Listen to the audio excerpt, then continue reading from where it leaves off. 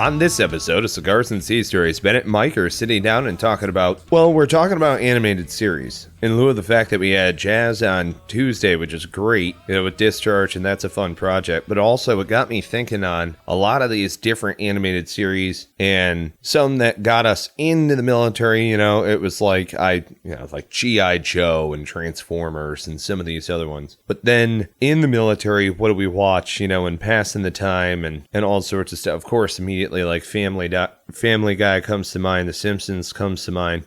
Even Red versus Blue comes to mind. There's a lot of them that are obscure or maybe on Cartoon Network and, Adult Swim, of course, and stuff like that maybe a lot of folks didn't watch that we do. So then you can check those out. Bennett, what are some animated series that you watched while on deployment to pass the time? Well, we definitely watched, like reruns of The Simpsons and stuff. No doubt.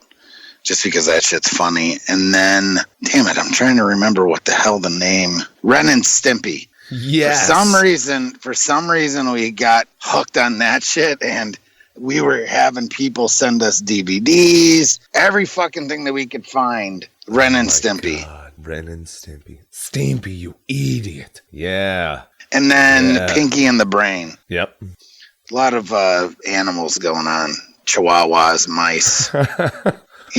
Weird shit. Fucking Pinky and the Brain was funny because Brain, in my opinion, is one of the best fucking characters in an animated series ever. Just saying. I watched a lot of Eon Flux.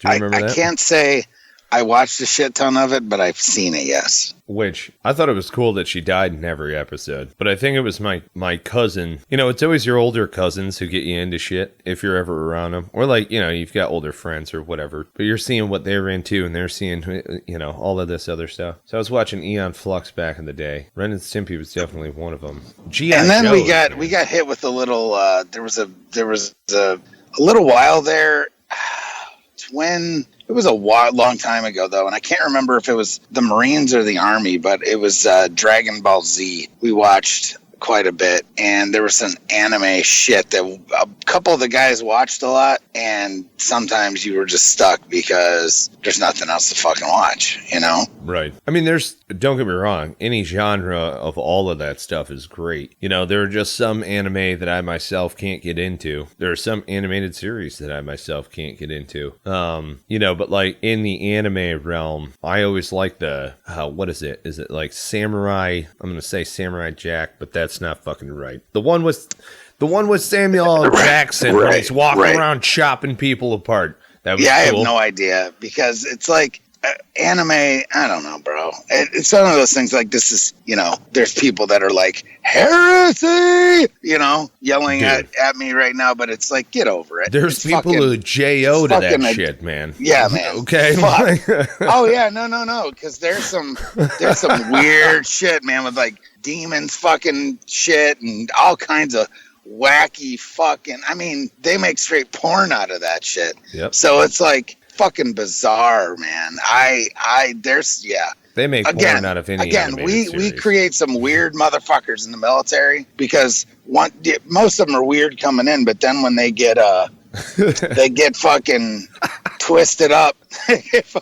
How about we narrow that to the infantry? Let's just yeah, all right. So yeah. So the next thing you know, you catch a buddy like in a fucking Quonset hut, right, in front of a little 13-inch TV with a PlayStation 4 or PlayStation. Sorry, I'm way back. This is like a PlayStation 2, like a PlayStation, right? Right. Fucking whacking off to like fucking anime.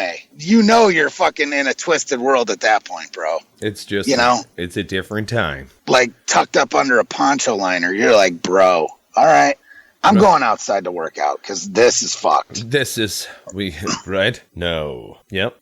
All right, circling back, though. There have been good-looking women in animated series. You know what I mean? The Simpsons do a good job of depicting... I agree with it. You know what I'm talking about? Still like Jessica Rabbit, bro. Oh, there you go. Back in the day, way back in the day. But what the fuck, bro? It's a cartoon. Right. I totally understand. And I'm not playing, no, it's not a cartoon. It's an animated series. Right. No, it's a fucking cartoon. At the end of the goddamn day, I'm going to be that guy dropping that shit. It's a fucking cartoon. Well, and the cartoon is correct me if I'm wrong, but like the still I think a cartoon comes out of the, the drive-in theater days where they would play it right before they would, it was kind of like the before previews. They would play these cartoons. Yeah, for sure. They were just toon shorts. They were like toons in general. I'm not one to get caught up on semantics. Right? It's like the difference between a hooker is a fucking hooker. She's not a genital technician. A fucking janitor's not a custodial engineer. A master of the custodial arts. You know what I'm saying? Get fucked, bro. It's a fucking cartoon. I mean, yes, it might be more than that. It's an animated, whatever the fuck you want to call it, a graphic novel or what the fuck, bro. Just right. It's a goddamn cartoon. That shit ain't easy. At the end of the day, I'll tell you that much. No, shit's hard as fuck. Calling it a cartoon, calling it what it is, doesn't fucking make it any less fucking cool or any less weird or any less special. Everyone wants to be a motherfucking snowflake or something. So, goddamn beautiful, unique snowflakes getting all butthurt because you call it a cartoon. I'm a snowflake, right, mommy? Yeah, whatever. And I draw real good. You know what so like animated series. I now, in doing the voice stuff, which I kind of stumbled into, and I'm interested in doing more animated stuff and more animated series and working with other people and stuff like that. Like, it's cool. It's a really fun experience. But we had the rare experience of coming together and recording in studio, right? More often than not, voice actors are recording at home once they get to a certain level, or if they have like a studio base that they like to go to, essentially, in order to get their parts done. So different people do it in different ways, right? Right, for sure. And I thought it was really interesting seeing these people and then associating them with the characters that they played, because you associate them with that which you know. And so, you look at, for instance, like Archer, right? And well, he kind of looks like him anyway. So who's that? No, he does not. Who are you talking about? The guy Archer? No, the guy who plays Archer does not look like Archer at all. What's his name is Benjamin. I can't remember off the top of my head. Here, let me pull it up on here. See, maybe I'm thinking of the wrong guy. It's H. John Benjamin. I must be thinking of the wrong guy. I know who you're thinking of. You're thinking of Patrick Wharton. Yes, I am. He is huge in animated series and stuff. Huge, bro. He does a lot. Right. And I could totally see him doing Archer. So that's why I just assumed that was him. But. Yeah. H. John Benjamin looks nothing like Archer, which I'm not saying anything by that, but it's crazy and he plays Bob on Bob's Burger, which is another animated series that I love. I love Archer and Bob's Burger, and I have no problem with H. John Benjamin as the actor of both of those, just meaning the voice being the exact same. You know what I mean? It's kind of cool, actually. He's done some other things outside of animation, which is different. But we're talking about the animated series on this go around. And who's the guy who does 12 of the voices on The Simpsons? Groening did a lot of them. Damn it, I can't remember his name, but he's hysterical. But he does acting, regular acting shit too, and I can't remember his name. Right. And I am not in a position to look it up, so. He's like an Italian guy, looking like Italian, thin. Oh, but he does God. He was in that movie The Birdcage as the houseboy. Right. Oh my God. So he's fucking hysterical. On his fucking name. He can play so many different characters. It's fucking amazing. Right. Oh, put it in the show notes, people. Oh, what was it? Do you remember that movie The Birdcage? Yeah. Oh yeah, for sure. What did he play? What was his name? Spartacus or some shit that. He also did Weekends with Morty. Yeah, for sure. I'm going to do that. I'm IMDb'ing this, folks. Tuesdays with Morty, not weekends. What the hell am I saying? Tuesdays. You're blending it with Weekend at Bernie's. Yes, I was. Damn, dude, that movie came out in 1999. Yeah, bro. Hank Azaria. Yes. I'm an idiot. How do I forget that name? He's fucking great. And he plays like Apu and yeah, man, and all of that. Yes. Well, and that's what's cool about that. Fucking brilliant voiceover actor. Well, and a lot of really, really, really talented and just extremely smart people have worked on that show. You know, I mean, that's the reason why you're getting the humor that you get out of it. A lot of folks are like, oh man, it's been on for way too long. Now it's going out. I mean, I still think that it's fantastic, but what the hell do I know? You know what I'm saying? It's just... Yes, I do. It's classic at this point. That's what... What about... All right, so going back to my childhood, one of the best... Now, one of the most crazy voice-to-character ratio, let's call it that, the voice-to-character ratio is Optimus Prime's voice. And the guy who does his voice. Holy fuck. Have you ever seen him? Oh, yeah, for sure. Squirrely little bastard. Yeah. And he's the freaking voice of Optimus Prime. It's pretty amazing. Yeah. Just saying. Well, and the godfather of all voices is Mel Blanc.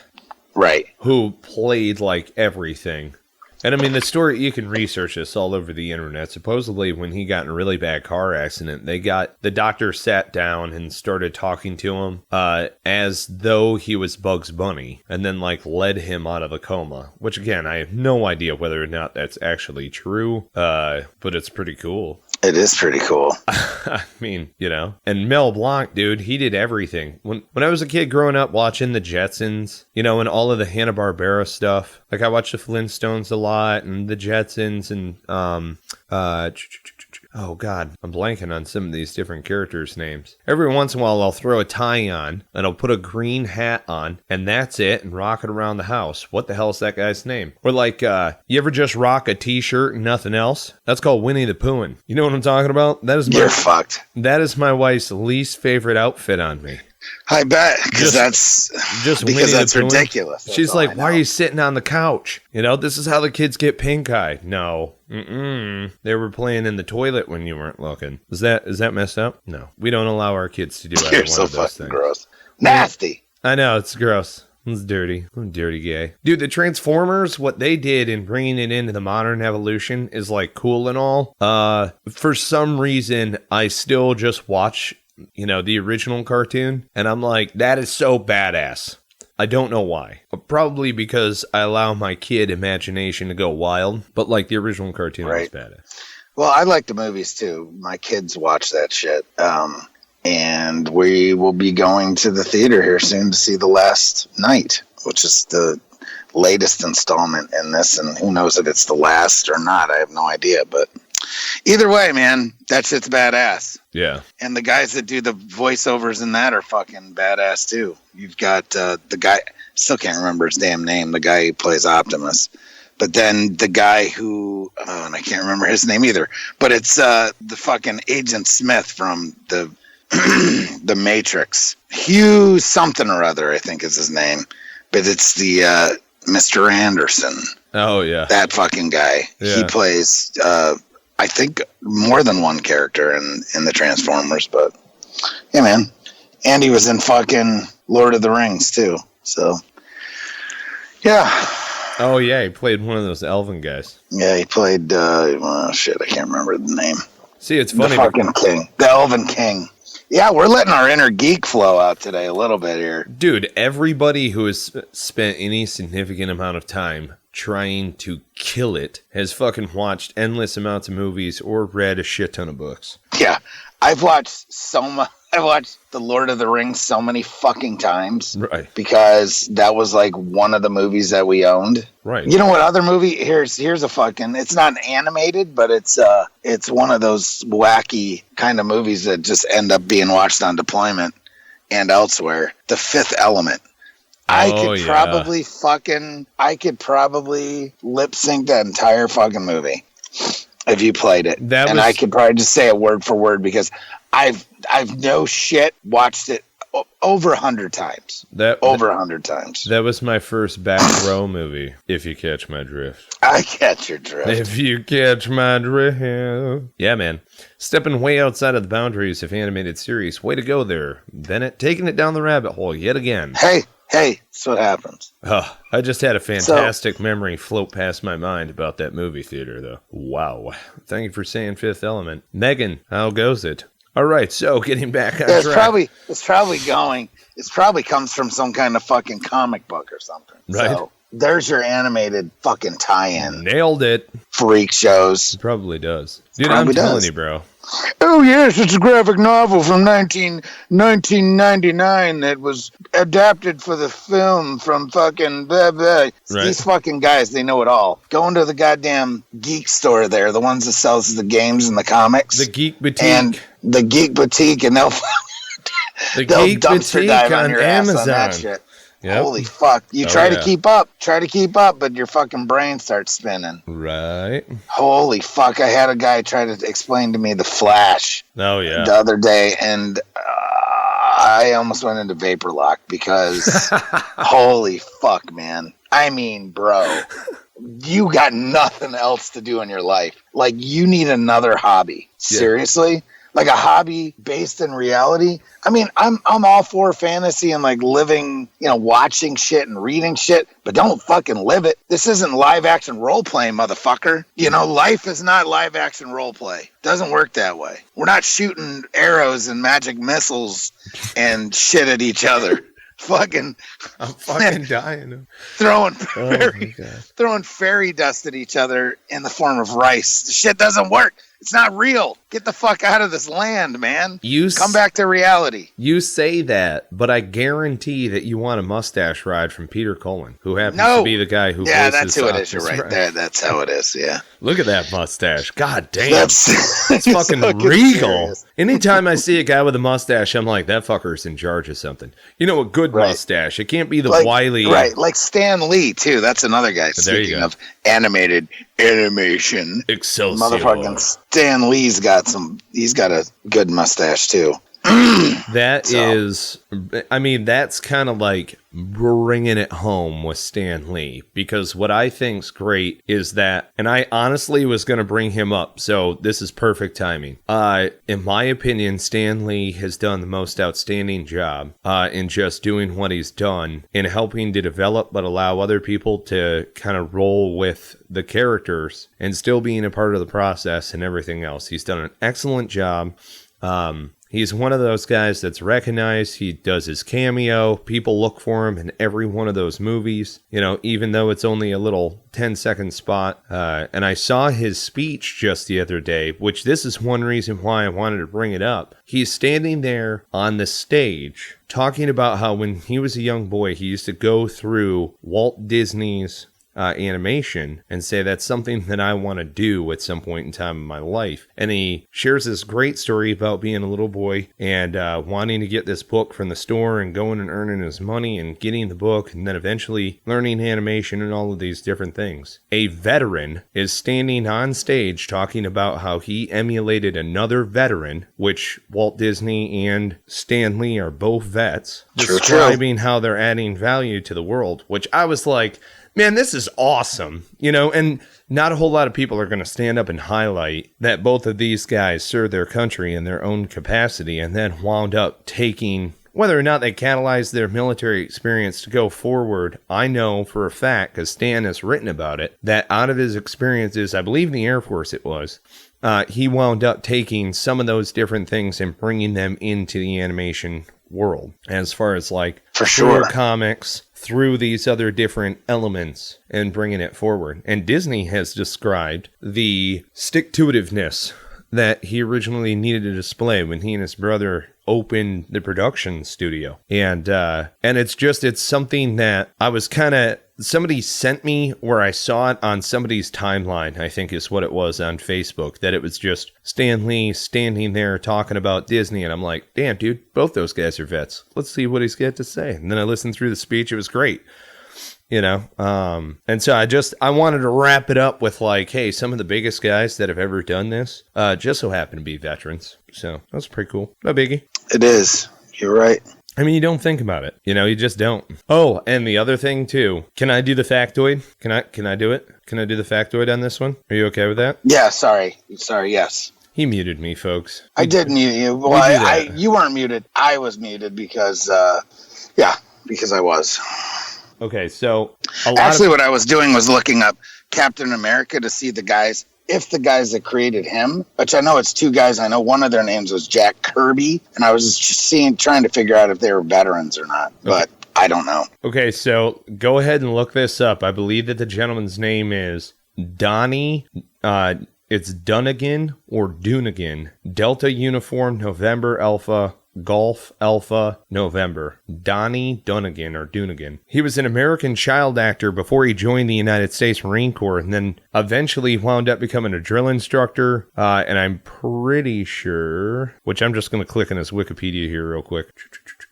Yeah, so he earned the Bronze Star and 3 Purple Hearts in Vietnam, and wound up retiring out of the United States Marine Corps as a major. All right, Donnie Dunnigan. When he was a child, he voiced the part of Bambi. So Bambi wound up being a goddamn killer. Yeah.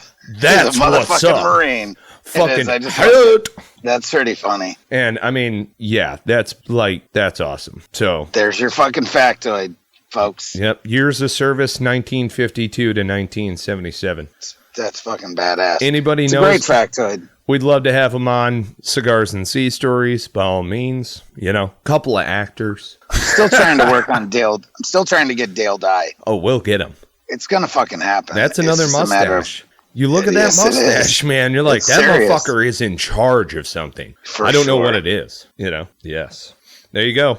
Hey, folks, thanks so much for listening to another episode of Cigars and Sea Stories, and thank you so much to our veteran sponsors. Each one of our sponsors are veterans. They have helped us out in some way. We don't have monetary sponsors that are helping us out. We do this as a collaborative effort between veteran organizations. That's how we work. Okay, so thank you so much to Heroes Media Group. Adam Bird, who I saw just over the past weekend, is a phenomenal individual and stayed in my house. Great dude. Awesome guy in general. You guys need to check out Heroes Media Group. You need to check out the network of shows that's going on there.